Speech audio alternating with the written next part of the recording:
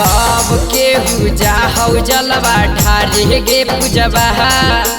सबके पूजा हौ जलवा ढारे गे पूजबा तो चल बाबा के जलवा चढ़ाई देवा घरवा गे पूजबा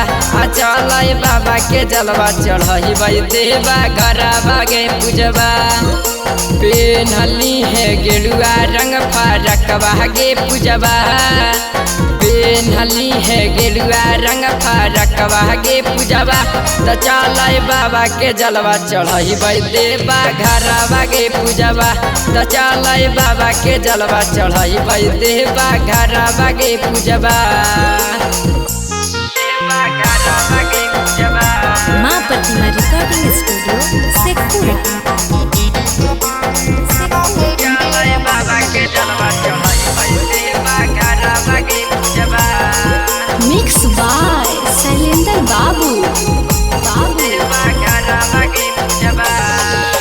रखले कंदा कवरिया के पूजवा जब हम दोनों बाबा नगरिया बोलबा बोली के चलिए डगरिया चल जाइए छौड़ी के सिया पहाड़िया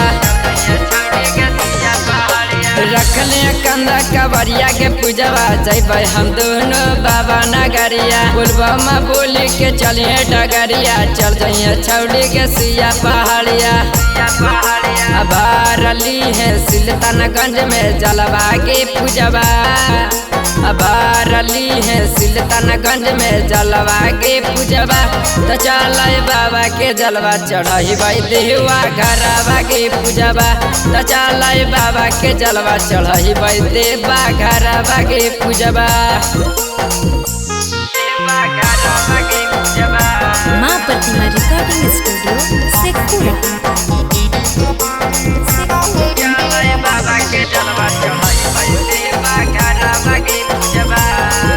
मिक्स बाय शैलेंद्र बाबू।